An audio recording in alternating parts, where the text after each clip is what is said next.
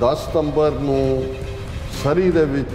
ਵੋਟਾਂ ਪੈ ਰਹੀਆਂ ਨੇ ਖਾਲਿਸਤਾਨ ਰੈਫਰੈਂਡਮ ਦੀਆਂ। ਜਿਸ ਸਕੂਲ ਡਿਸਟ੍ਰਿਕਟ ਦੇ ਵਿੱਚ ਸਰੀ ਸਕੂਲ ਡਿਸਟ੍ਰਿਕਟ 'ਚ ਇਹ ਵੋਟਾਂ ਪੈਣੀਆਂ ਸੀ, ਉਹਨਾਂ ਨੇ ਐਨ ਮੌਕੇ ਦੇ ਉੱਤੇ ਆ ਕੇ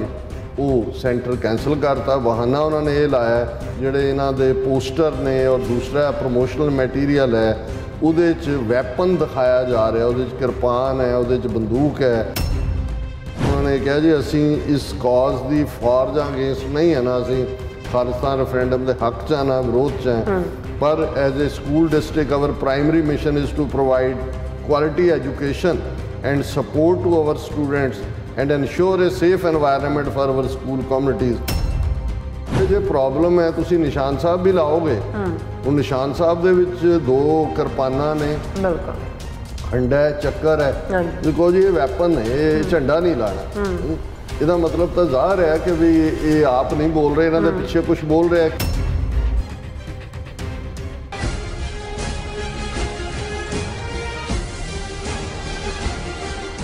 viewers welcome back on program. So viewers गलबात करन जा रहे हैं कि मीडिया रिपोर्टां अनुसार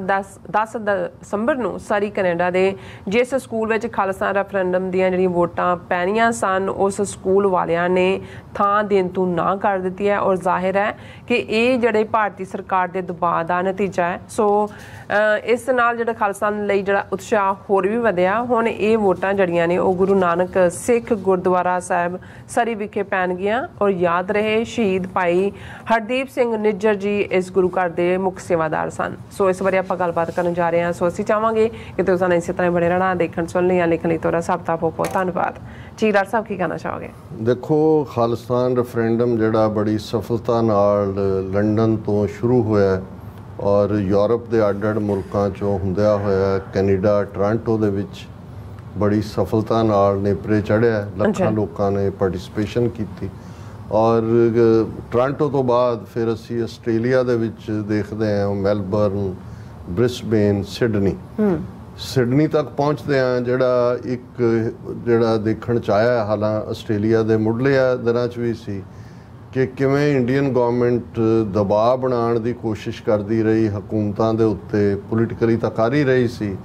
ਕਿ ਈਵਨ ਜਿਹੜਾ ਸੈਂਟਰ ਜਿੱਥੇ ਵੋਟਾਂ ਪੈਣੀਆਂ ਨੇ, ਜਿਨ੍ਹਾਂ ਦੇ ਨਾਲ ਪੂਰੀ ਡੀਲ ਹੋਈ ਹੁੰਦੀ ਹੈ, ਪੂਰੀ ਅੰਡਰਸਟੈਂਡਿੰਗ ਦੇ ਨਾਲ,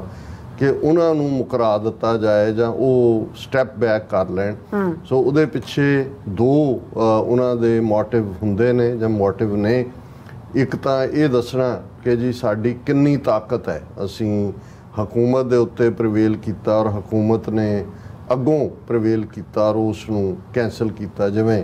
ਆਸਟ੍ਰੇਲੀਆ ਦੇ ਹਵਾਲੇ ਨਾਲ ਅਸੀਂ ਸਿਟੀ ਕੌਂਸਲ ਔਰ ਉਹਨਾਂ ਵੱਲੋਂ ਲਿਆ ਫੈਸਲਾ ਜਿਹੜਾ ਵਾਪਸੀ ਦਾ ਹੈ।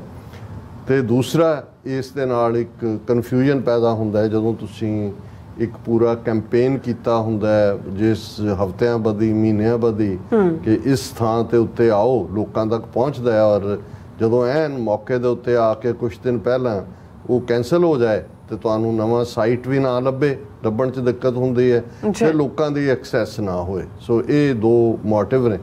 ਸੋ ਆਸਟ੍ਰੇਲੀਆ 'ਚ ਇਹ ਦੋਨੋਂ ਹੀ ਉਹਨਾਂ ਨੂੰ ਪੁੱਠੇ ਪਏ ਇੰਡੀਅਨ ਸਿਸਟਮ ਨੂੰ, ਕਿਉਂਕਿ ਜਦੋਂ ਉਹਨਾਂ ਨੇ ਸਿਟੀ ਕੌਂਸਲ 'ਤੇ ਪ੍ਰਵੇਲ ਕਰਕੇ ਜਿਹੜਾ ਉਹ ਕੈਂਸਲ ਵੀ ਕਰਵਾਇਆ ਔਰ ਉਹਦੇ 'ਚ ਇੱਕ ਸਿੰਘ ਜਿਨ੍ਹਾਂ ਨੇ ਫਿਰ ਆਪਣੀ ਪਰਸਨਲ ਥਾਂ ਦੇ ਉੱਤੇ ਉਸ ਨੂੰ ਕੀਤਾ, ਉਸ ਦਾ ਨਤੀਜਾ ਸੀ ਕਿ ਵੀ ਇਸ ਗੱਲ ਨੇ ਹੋਰ ਗੁੱਸਾ ਪੈਦਾ ਕੀਤਾ ਆਸਟ੍ਰੇਲੀਅਨ ਸਿੱਖਾਂ ਦੇ ਦਿਮਾਗ 'ਚ ਕਿ ਬਈ ਇਹ ਤਾਂ ਸਾਡੇ ਇੱਥੋਂ ਦੇ ਮਾਮਲਿਆਂ 'ਚ ਵੀ ਇੰਟਰਫੀਅਰ ਕਰ ਰਹੇ ਨੇ। ਔਰ ਜਦੋਂ ਕੋਈ ਸਾਡੀ ਕੌਮ ਦਾ ਇੱਕ ਮੈਂ ਸਮਝਦਾ ਵੀ ਕਮਜ਼ੋਰ ਪੱਖ ਇਹ ਵੀ ਹੈ ਕਿ ਅਸੀਂ ਜਿਹੜੇ ਹਿਡਨ ਚੈਲੰਜ ਨੇ, ਕੰਸਪੀਰੇਸੀ ਹੈ ਸਾਡੇ ਖਿਲਾਫ, ਸਾਜ਼ਿਸ਼ ਹੈ, ਗੁਪਤ ਢੰਗ ਨਾਲ ਕੀਤਾ ਵਾਰ ਹੈ, ਉਹ ਸਾਨੂੰ ਬਹੁਤ ਵਾਰੀ ਨਜ਼ਰ ਨਹੀਂ ਆਉਂਦਾ। ਤੇ ਜਦੋਂ ਕੋਈ ਸਾਹਮਣੇ ਖਲੋ ਕੇ ਆ ਕੇ ਵੰਗਾਰਦਾ ਉਦੋਂ ਅਸੀਂ ਬਿਲਕੁਲ ਪ੍ਰਿਪੇਅਰ ਹੁੰਦੇ ਹਾਂ। ਐਮਰਜੈਂਸੀ ਮੈਨੇਜਮੈਂਟ ਦਾ ਸਾਡੇ ਤੋਂ ਬੈਟਰ ਕੋਈ ਨਹੀਂ ਜਾਣਦਾ। ਸ਼ਾਇਦ ਇਹਦਾ ਕਾਰਨ ਹਿਸਟੋਰੀਕਲ ਹੈ, ਸਦੀਆਂ ਤੋਂ ਅਸੀਂ ਜਿਸ ਧਰਤੀ ਦੇ ਖਿੱਤੇ 'ਤੇ ਹਾਂ, ਪੰਜਾਬ ਦੇ ਸਾਰੇ ਹਮਲਾਵਰ ਦਰਾ ਖੈਬਰ ਤੋਂ ਹੀ ਆਉਂਦੇ ਸੀ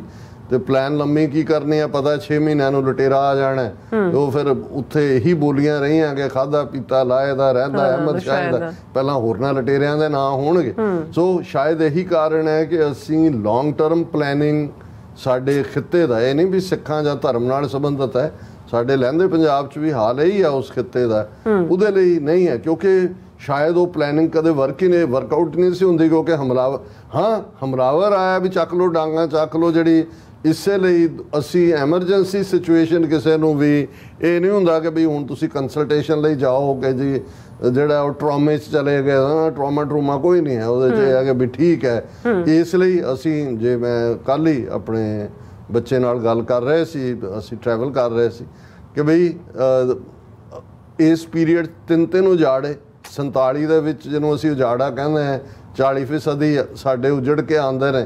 ਤੇ ਕੋਈ 6 ਮਹੀਨੇ ਵੀ ਕੈਂਪਾਂ 'ਚ ਨਹੀਂ ਬੈਠਾ ਉਹ ਫਲਸਤੀਨੀ ਅੱਜ ਵੀ ਵੈਸਟ ਬੈਂਕ ਦਾ ਦੂਜੇ ਰਿਫਿਊਜੀ ਕੈਂਪਾਂ 'ਚ ਬੈਠੇ ਨੇ ਉੱਥੋਂ ਹੀ ਉਹ ਲੈ ਰਹੇ ਨੇ UN ਦੇ ਭੇਜੇ ਪੈਸੇ ਵਿਦਨ 2-3 ਮੈਂ ਗੁਰਦੁਆਰਿਓਂ ਵੀ ਰੋਟੀ ਨਹੀਂ ਕਿਸੇ ਨੇ ਖਾਧੀ ਵੀ ਜਿਹਨੇ ਉਹਨੇ ਦੁੱਗਣਾ ਆਟਾ ਪਾਇਆ ਉਹਦੇ ਆਪਣੀ ਕਿਰਤ ਵੱਲ ਨਿਕਲ ਪਏ ਪਰ ਇੱਕ ਉਜਾੜਾ ਜਿਹੜਾ ਸਦੀਆਂ ਤੋਂ ਜਿੱਥੇ ਤੁਸੀਂ ਵਸਦੇ ਸੀ 37 ਸਾਲ ਬਾਅਦ ਦੂਸਰਾ ਉਜਾੜਾ ਹੋ ਜਾਂਦਾ ਨਵੰਬਰ 84 'ਚ ਦਿੱਲੀ ਕਾਨਪੁਰ ਬੋਕਾਰੋ ਭਾਰਤ ਭਰ ਚੋਂ ਜਿਹੜੇ ਆਉਂਦੇ ਨੇ ਹੁਣ ਜਿਹੜੇ ਉੱਥੋਂ ਨਿਕਲ ਕੇ ਜਦੋਂ ਪੰਜਾਬ ਦੇ ਵਿੱਚ ਅਸੀਂ ਦੇਖਦੇ ਹਾਂ ਮਾਰ ਮਰਾਈ ਆ ਔਰ ਦੂਜਾ ਸ਼ੁਰੂ ਹੋ ਗਿਆ ਝੂਠੇ ਪੁਲਿਸ ਮੁਕਾਬਲੇ ਜਾਂ ਦੂਜੇ ਜਿਹੜੇ ਉੱਥੋਂ ਪਾਕਿਸਤਾਨ ਚੋਂ ਆ ਕੇ ਇੱਧਰ ਆਏ ਉਹਨਾਂ ਨੇ ਆਪਣੇ ਬੱਚੇ ਤੀਜਾ ਉਜਾੜਾ ਹੁਣ ਇਹਨਾਂ 70-75 ਸਾਲਾਂ ਦੇ ਵਿੱਚ ਲੇਕਿਨ ਕੋਈ ਸ਼ਿਕਾਇਤ ਹਰ ਥਾਂ ਅਸੀਂ ਉਸ ਲਿਹਾਜ਼ ਦੇ ਨਾਲ ਖਲੋ ਜਾਂਦੇ ਸੋ ਇਹ ਵੀ ਜਦੋਂ ਆਸਟ੍ਰੇਲੀਆ ਦੇ ਵਿੱਚ ਇਹ ਵਰਤਾਰਾ ਹੋਇਆ ਤੇ ਨਾ ਸਿਰਫ ਸਿੰਘ ਹੋਰ ਵੀ ਜੋਸ਼ ਨਾਲ ਅੱਗੇ ਆਏ ਜਿੰਨੀ ਵੱਡੀ ਗਿਣਤੀ ਦੇ ਵਿੱਚ ਸਿਡਨੀ 'ਚ ਵੋਟਾਂ ਪਈਆਂ ਜਿੱਥੇ ਕਿ ਇਹ ਸਾਰੀ ਤਬਦੀਲੀ ਉਹ ਆਸ ਤੋਂ ਕਿਤੇ ਵੱਧ ਸੀ ਕਿਉਂਕਿ ਸਿਡਨੀ 'ਚ ਉਨਾ ਜ਼ੋਰ ਨਹੀਂ ਸੀ ਜਿੰਨਾ ਮੈਲਬਰਨ ਜਾਂ ਬ੍ਰਿਸਬੇਨ ਦੇ ਵਿੱਚ ਸੀ ਕਿਉਂਕਿ ਪੁਰਾਣੇ ਲੋਕ ਆਏ ਹੋਏ ਨੇ ਉੱਥੇ ਕੁਛ ਹੋਰ ਕੀਨੀਆ ਔਰ ਅਫਰੀਕਾ ਤੋਂ ਵੀ ਆਏ ਹੋਏ ਔਰ ਕੋਈ ਪੁਰਾਣੇ ਜਿਹੜੇ 19ਵੀਂ ਸਦੀ ਦੇ ਅਖੀਰ ਜਾਂ ਦੂਜੇ ਤੀਜੇ ਉਹਨਾਂ ਦੇ ਅੱਗੋਂ ਡਿਸੈਂਡੈਂਟ 3-4-5 ਜਨਰੇਸ਼ਨਾਂ ਦੇ ਹੁਣ ਕੈਨੇਡਾ 'ਚ ਅਸੀਂ ਦੇਖਦੇ ਹਾਂ ਵੀ ਟੋਰਾਂਟੋ 'ਚ ਵੀ ਉਹਨਾਂ ਨੇ ਪਹਿਲਾਂ ਪ੍ਰੀਵੇਲ ਕਰਨ ਦੀ ਕੋਸ਼ਿਸ਼ ਕੀਤੀ ਸੀ ਹੁਣ ਕਿਉਂਕਿ 10 ਸਤੰਬਰ ਨੂੰ ਸਰੀ ਦੇ ਵਿੱਚ ਵੋਟਾਂ ਪੈ ਰਹੀਆਂ ਨੇ ਖਾਲਿਸਤਾਨ ਰੈਫਰੈਂਡਮ ਦੀਆਂ ਅਸੀਂ ਜ਼ੋਰਦਾਰ ਅਪੀਲ ਵੀ ਕਰਦੇ ਹਾਂ ਔਰ ਮੈਂ ਸਮਝਦਾ ਹਾਂ ਵੀ ਇਸ ਨੇ ਖੁਦ ਹੀ ਜਿਹੜਾ ਸਰਕਾਰੀ ਪ੍ਰੈਸ਼ਰ ਦੇ ਥੱਲੇ ਜੋ ਕਰਦੇ ਨੇ ਜਿਸ ਸਕੂਲ ਡਿਸਟ੍ਰਿਕਟ ਦੇ ਵਿੱਚ ਸਰੀ ਸਕੂਲ ਡਿਸਟ੍ਰਿਕਟ 'ਚ ਇਹ ਵੋਟਾਂ ਪੈਣੀਆਂ ਸੀ ਉਹਨਾਂ ਨੇ ਉਸ ਨੂੰ ਦਾ ਨਾਂ ਸੀ ਤਮਨ ਨਿਵਾਸੀਜ਼ ਸੈਕੰਡਰੀ ਸਕੂਲ ਇਨ ਸਰੀ ਟਾਊਨ ਬ੍ਰਿਟਿਸ਼ ਕੋਲੰਬੀਆ ਉਹਨਾਂ ਨੇ ਐਨ ਮੌਕੇ ਦੇ ਉੱਤੇ ਆ ਕੇ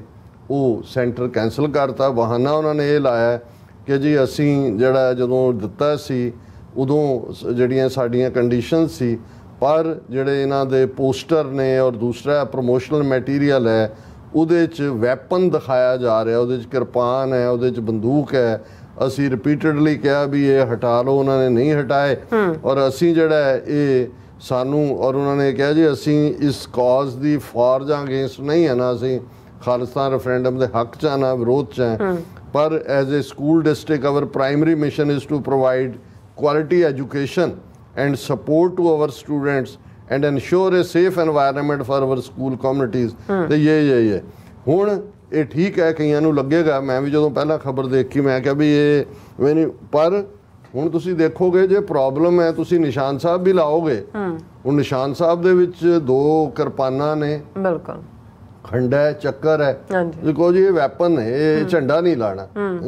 ਇਹਦਾ ਮਤਲਬ ਤਾਂ ਜ਼ਾਹਰ ਹੈ ਕਿ ਵੀ ਇਹ ਆਪ ਨਹੀਂ ਬੋਲ ਰਹੇ ਇਹਨਾਂ ਦੇ ਪਿੱਛੇ ਕੁਝ ਬੋਲ ਰਿਹਾ ਕਿੰਨੇ ਪ੍ਰੈਸ਼ਰ ਥੱਲੇ ਕਿਉਂਕਿ ਸਕੂਲ ਡਿਸਟ੍ਰਿਕਟ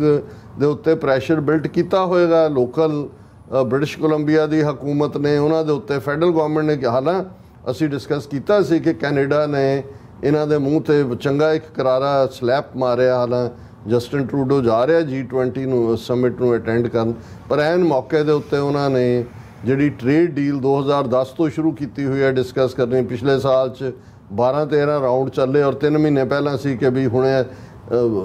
ਅਕੰਪਲਿਸ਼ ਹੋਣ ਵਾਲੀ ਹੈ ਕੰਪਲੀਟ ਹੋਣ ਵਾਲੀ ਹੈ ਉਹਨੂੰ ਉੱਤੇ ਬ੍ਰੇਕਾਂ ਲਾ ਦਿੱਤੀਆਂ ਔਰ ਅਸੀਂ ਖਬਰ ਸਭ ਤੋਂ ਪਹਿਲਾਂ ਡਿਸਕਸ ਕੀਤੀ ਹੁਣ ਇੰਡੀਅਨ ਮੀਡੀਆ 'ਚ ਵੀ ਜਾਂ ਦੂਜੇ 'ਚ ਵੀ ਉਹਨਾਂ ਨੇ ਇਹ ਕਿਹਾ ਕਿ ਜੀ Canada pauses negotiations on trade agreement with India official ਔਰ ਇਹ ਉਹਨਾਂ ਨੇ ਕਿਹਾ ਦਾ development assume significance as Canadian Prime Minister Trudeau will be in New Delhi next week to attend G20 summit ਕਿ ਉਸ ਤੋਂ ਐਨ ਮੌਕੇ ਤੋਂ ਪਹਿਲਾਂ ਇਹ ਕਰਨਾ ਹੈ ਹੁਣ ਉਹਨਾਂ ਨੂੰ ਸਮਝ ਆਇਆ ਕਿ ਵੀ ਇਹ ਕੀ ਹੈ ਪਰ ਅਸੀਂ ਇਹ ਸਮਝਦੇ ਹਾਂ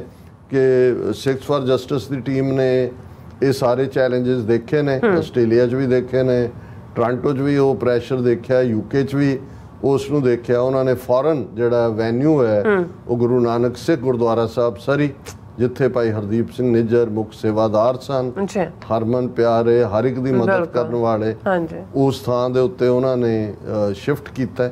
ਔਰ ਜ਼ਾਹਰ ਹੈ ਵੀ ਇਹ ਲੋਕਲ ਸਿੱਖਾਂ ਦੇ ਵਿੱਚ ਰੋਸ ਵੀ ਹੋਏਗਾ ਇਸ ਗੱਲ ਦਾ ਕਿ ਭਾਈ ਇਹ ਮੌਕੇ ਤੇ ਸਕੂਲ ਡਿਸਟ੍ਰਿਕਟ ਤੋਂ ਕੈਂਸਲ ਕਰਵਾਇਆ ਗਿਆ। ਸੋ ਅਸੀਂ ਇਹ ਜ਼ੋਰਦਾਰ ਅਪੀਲ ਵੀ ਕਰਦੇ ਹਾਂ ਕਿ ਵੱਡੀ ਗਿਣਤੀ ਦੇ ਵਿੱਚ ਸਿੱਖ ਸੰਗਤਾਂ ਜਿਹੜੀਆਂ ਨੇ ਸਰੀ ਦੇ ਇਸ ਖਾਲਿਸਤਾਨ ਰੈਫਰੈਂਡਮ 'ਚ, ਜਿਵੇਂ ਕੋਟ ਕੀਤਾ ਜਾਂਦਾ ਹੈ ਕਿ ਭਾਈ ਹਰਦੀਪ ਸਿੰਘ ਨਿੱਜਰ ਦਾ ਕਹਿਣਾ ਸੀ ਕਿ ਵੀ ਸਰੀ ਦੇ ਵਿੱਚ ਅਸੀਂ ਬਾਕੀ ਸਾਰੇ ਥਾਵਾਂ ਦੇ ਰਿਕਾਰਡ ਤੋੜਾਂਗੇ, 2.5 ਲੱਖ ਵੋਟਰ ਅਸੀਂ ਕੱਢਾਂਗੇ ਖਾਲਿਸਤਾਨ ਰੈਫਰੈਂਡਮ ਲਈ। ਸੋ ਅਸੀਂ ਇਹ ਸਮਝਦੇ ਹਾਂ ਕਿ ਭਾਈ ਇਹ ਸਾਰੇ ਦੇ ਨਾਲ ਜਿੱਥੇ ਸ਼ਹੀਦ ਰੂਹ ਉਹਨਾਂ ਦਾ ਇੱਕ ਆਪਣਾ ਤੇਜ ਹੁੰਦਾ ਹੈ ਆਪਣਾ, ਔਰ ਉਸ ਥਾਂ ਤੇ ਜਿਸ ਗੁਰਦੁਆਰਾ ਸਾਹਿਬ ਨੂੰ ਉਹਨਾਂ ਨੇ ਲੀਡ ਕੀਤਾ ਔਰ ਨਿਸ਼ਕਾਮ ਸੇਵਾ ਕੀਤੀ ਕੋਵਿਡ ਦੇ ਚੱਲਦੇ ਆ, ਜਿਵੇਂ ਉਹਨਾਂ ਨੇ ਸਾਰੇ ਹੀ ਸਟੂਡੈਂਟ ਜਿਨ੍ਹਾਂ 'ਚ ਹਿੰਦੂ ਵੀ ਵੱਡੀ ਗਿਣਤੀ 'ਚ, ਹਰਿਆਣੇ ਦੇ ਸਟੂਡੈਂਟ ਵੀ ਕਾਫੀ ਉੱਥੇ ਆਏ ਹੋਏ ਨੇ, ਉਹਨਾਂ ਸਾਰਿਆਂ ਦੇ ਘਰੋਂ ਘਰੀ ਫ੍ਰੀ ਡਿਸਟ੍ਰੀਬਿਊਸ਼ਨ ਰਹੀ ਅੰਨ ਦੀ ਵੀ ਔਰ ਉਹਨਾਂ ਦੀਆਂ ਦੂਸਰੀਆਂ ਲੋੜੀਂਦੀਆਂ ਚੀਜ਼ਾਂ ਦੀਆਂ ਵੀ। ਔਰ ਇਸ ਵੇਲੇ ਜਿਹੜਾ ਸਰੀ ਦੀਆਂ ਸਿੱਖ ਸੰਗਤਾਂ ਹੀ ਨਹੀਂ, ਵੈਨਕੂਵਰ ਔਰ ਉਹ ਸਾਰੇ ਹੀ ਬ੍ਰਿਟਿਸ਼ ਕੋਲੰਬੀਆ ਦੇ ਵਿੱਚ ਵੱਡੀ ਗਿਣਤੀ ਦੇ ਵਿੱਚ ਆਲਮੋਸਟ 4-5 ਲੱਖ ਸਿੱਖ, ਕਿਉਂਕਿ ਭਾਵੇਂ ਆਫੀਸ਼ੀਅਲੀ 7-8 ਲੱਖ ਹੀ ਕੈਨੇਡਾ 'ਚ ਕਿਹਾ ਜਾਂਦਾ, ਬਹੁਤ ਸਾਰੇ ਰਜਿਸਟਰ ਨਹੀਂ ਹੁੰਦੇ ਜਾਂ ਕਰਵਾਉਂਦੇ। ਮੈਨੂੰ ਇਹ ਲੱਗਦਾ ਵੀ ਜਿੰਨੇ ਵੀ ਕੈਨੇਡਾ 'ਚ ਸਿੱਖ ਨੇ ਉਹਨਾਂ ਦੇ ਆਲਮੋਸਟ 4-5 ਲੱਖ ਬ੍ਰਿਟਿਸ਼ ਕੋਲੰਬੀਆ ਔਰ ਉਸ ਬੈਲਟ ਦੇ ਵਿੱਚ ਨੇ। ਸੋ ਵੱਧ ਚੜ ਕੇ ਇਵੇਂ ਲੱਗੇ ਕਿ ਭਾਈ ਸਾਰਾ ਪੰਥ ਜਿਹੜਾ ਹੈ ਬ੍ਰਿਟਿਸ਼ ਕੋਲੰਬੀਆ ਦਾ ਉਹ ਖਾਲਿਸਤਾਨ ਦੇ ਹੱਕ 'ਚ ਵੋਟਾਂ ਪਾਉਣ ਲਈ ਨਿਕਲ ਆਇਆ। ਜੀ ਰਾਜ ਸਾਹਿਬ, ਤੁਹਾਡਾ ਬਹੁਤ ਬਹੁਤ ਸ਼ੁਕਰੀਆ। ਇਸ ਵਕਤ ਲੈਣ ਬ੍ਰੇਕ। ਵਿਊਅਰਸ ਤੁਸੀਂ ਇਸੇ ਤਰ੍ਹਾਂ ਜੁੜੇ ਰਹਿਣਾ, ਮਿਲਦੇ ਹਾਂ ਆਫਟਰ ਦਿਸ ਸ਼ਾਰਟ ਬ੍ਰੇਕ।